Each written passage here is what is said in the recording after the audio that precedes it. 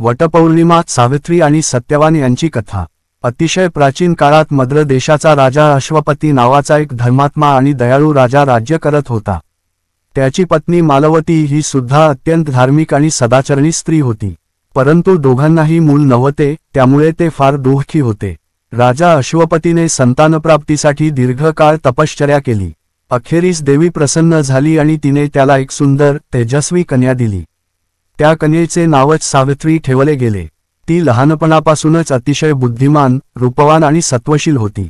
जेव्हा सावित्री विवाहयोग्य झाली तेव्हा तिच्या विवाहासाठी अनेक राजे, राजकुमार इच्छुक होते, पण सावित्रीने आपला योग्य जोडीदार स्वतः शोधण्याचा निर्णय घेतला आणि ती देश भ्रमंतीला निघाली।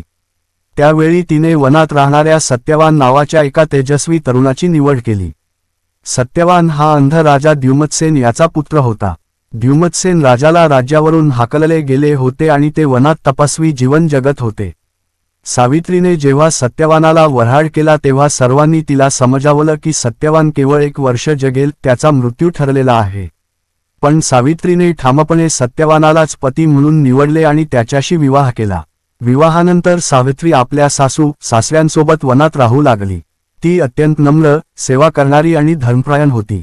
तिने आपल्या पतीच्या मृत्यूच्या दिवसाची संख्या मोजली। ज्या दिवशी सत्यवानाचा मृत्यू ठरलेला होता त्या दिवशी सावित्रीने कठोर उपवास केला, देवपूजा केली आणि सत्यवानासोबत वनात गेली। सत्यवान झाडासाठी लाकूड तोडताना अचानक खाली कोसळला, मृत्यू झाला। तेवढ्यात मृत्यूदेव यमराज आले आणि सत्यवानाचे प्राण घेऊन चालले।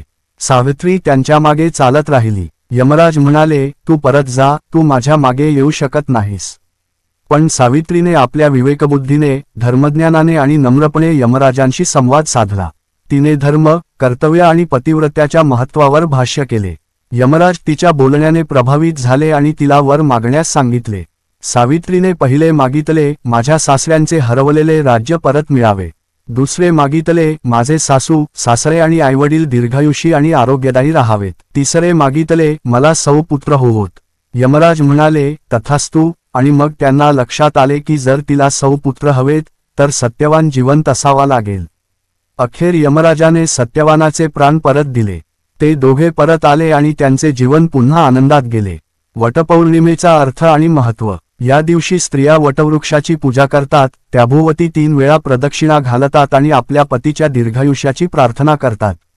वडाच्या झाडाला सावित्रीचा प्रतीक मानले जाते कारण त्या झाडाखालीच सत्यवानाचा मृत्यू झाला आणि सावित्रीने त्याला परत मिळवले।